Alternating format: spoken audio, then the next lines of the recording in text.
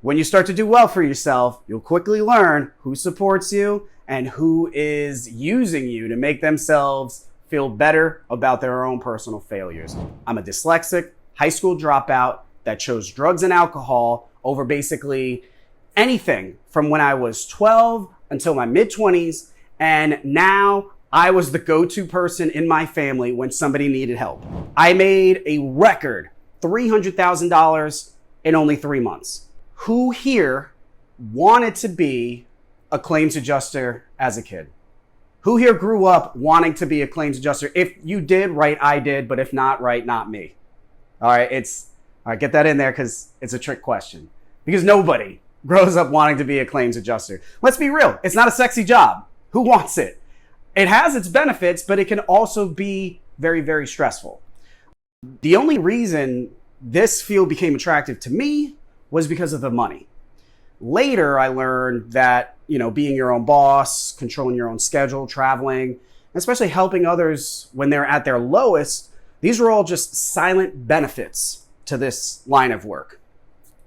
Not only in this line of work can you make a killing, but you may be surprised about how much you actually love this career in the end. My name is Jeremy Reddig. I have been an adjuster for about 11 years now. I discovered independent adjusting while bartending at a Wyndham Hotel in Princeton, New Jersey.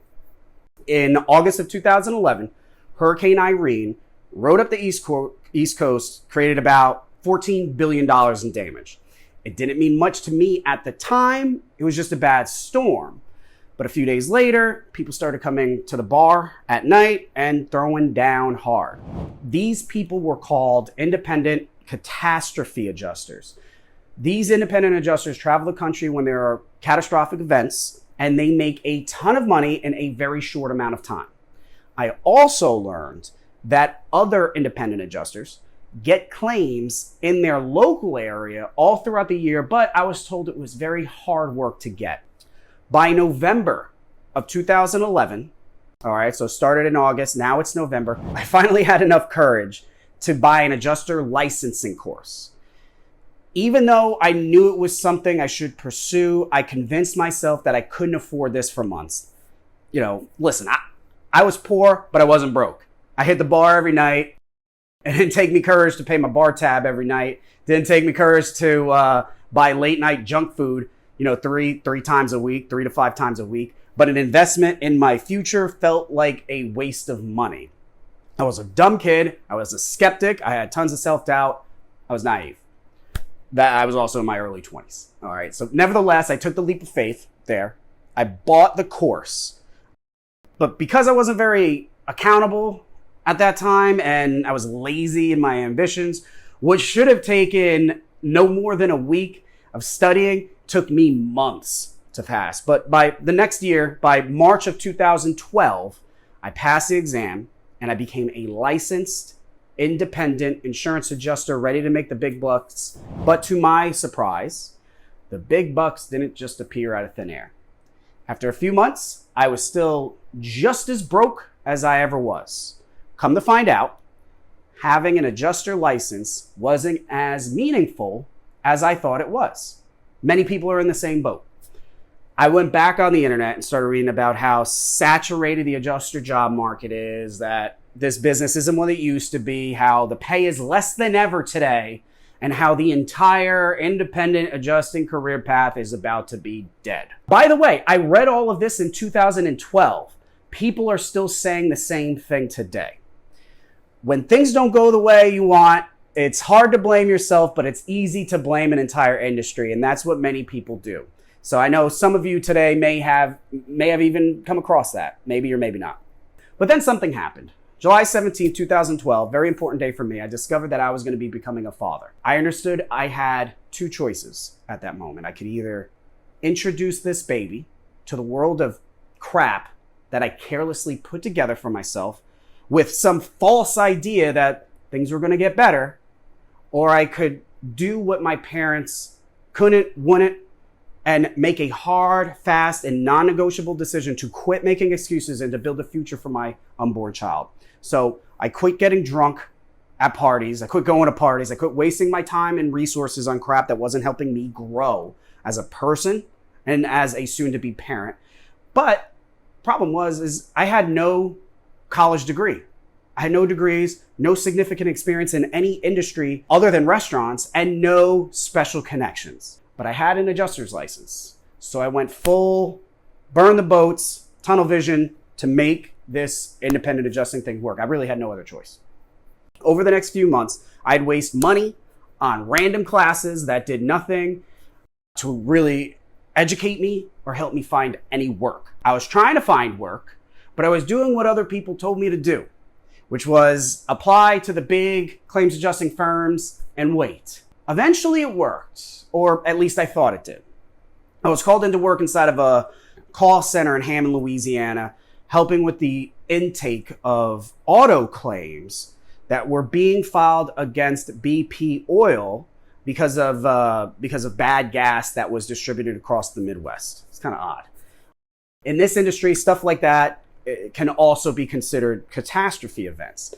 And when someone gets called to leave their home, hit the road, and help with these catastrophe events, we call them deployments, like in the military. So after I got to Hammond, I learned that I would be making $3,000 to $4,000 a week. It was by far the most money I ever made in my entire life. And best of all, the people there said it could go on for months. I was stoked. Unfortunately, about a week and a half later, I would learn about the ugly side of these deployments, that if you don't know your stuff or have a backup plan, you could be on your ass, and that's what I was. They let the lesser experienced people go in place of their core people. Once again, I listened to what everyone around me, and I was still broke. I was 6 months into having an adjuster's license, and it was still looking like a bust to everyone around me at that time. I needed money, so I got a job bartending at a Chili's Bar and Grill in East Brunswick, New Jersey, central New Jersey. Not exactly the backup plan that I had in mind. But on October 29th, 2012, this happened. Superstorm Sandy was set to smash into New Jersey. I knew that this was my chance, so I stopped listening to all the passive little worker bees in this industry and started contacting every company I could find that looked like they could use an adjuster or estimator in any way whatsoever. I didn't care who you were, and I refused to acknowledge anyone that said that they needed somebody with experience. It was make it or break it for me. Eventually, I convinced a small adjusting company to work with me. A company which, by the way, my training company is partnered with today. That company's name is National Claims Connection. They started sending me Sandy claims, but I didn't know how to do the work itself. Back then, there weren't many training programs out there. I had to learn everything on the fly at the cost of the policyholder and my potential future with this claims adjusting company. But the anxiety of becoming a deadbeat dad fueled my obsession to succeed by fueling me further to pull constant all-nighters with research and pounding my head against the wall just to keep this relationship alive with this company. I was my own boss. I wasn't stuck in an office. I was making something at that time of like $5,000 a week. It was hard, but it was one of the most memorable times of my life. But my lack of training wasn't the only cause for my anxiety at that time. I had read in this industry that this industry was what they call feast or famine, meaning that you make a lot of money during storms, but when there were no storms, you got nothing. Some people would need to get jobs at Home Depot or something like that. But I also read that there were these other types of adjusters I mentioned earlier. Instead of being called catastrophe adjusters, they were called daily adjusters. Daily adjusters worked throughout the year in their home area, handling claims from non-major weather events, broken pipes, fires, roof leaks, things like that. I read you had to be very experienced for daily claims, but I knew that was my next step. That had to be my backup plan. Here's the thing. I knew the reason I was so busy with work, despite only being with one company, was because of how massive Superstorm Sandy was. That led me to assume that even if that company sent me daily claims, it wouldn't be as many as I was getting because of Sandy. So I started thinking, even if they sent me over only 25% of what I'm getting right now in terms of volume, what if I worked for 4 companies, maybe even 5 more companies that were sending me the same number of claims from other insurance companies? Because these claims adjusting companies don't work with all insurance companies, only the ones they have relationships with. There were tons more insurance companies out there. I didn't even know about that. And so that's exactly what I did.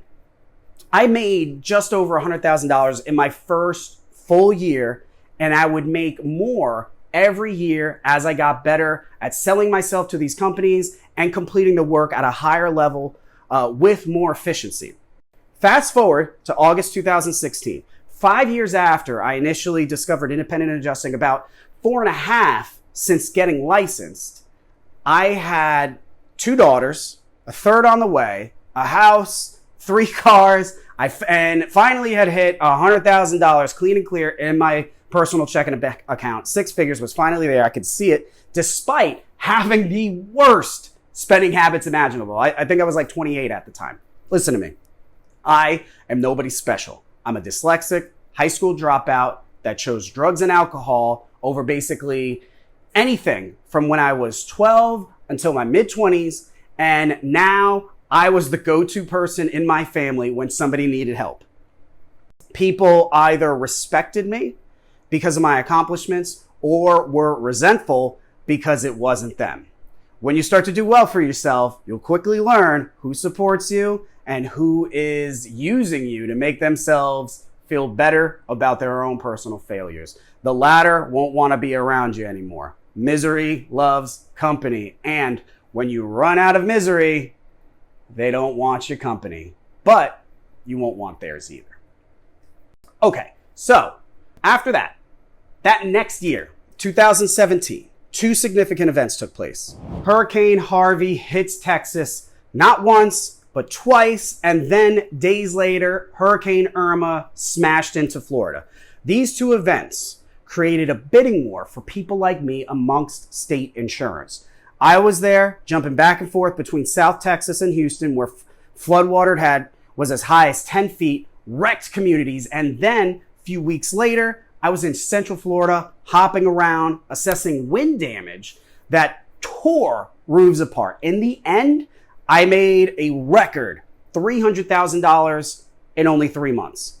It was because of that year I was able to start and grow what would be known as Adjuster University. Fast forward to today, Adjuster University is the most recognizable training company in the entire space, with students all over the country and partnerships with actual adjusting companies growing every single day.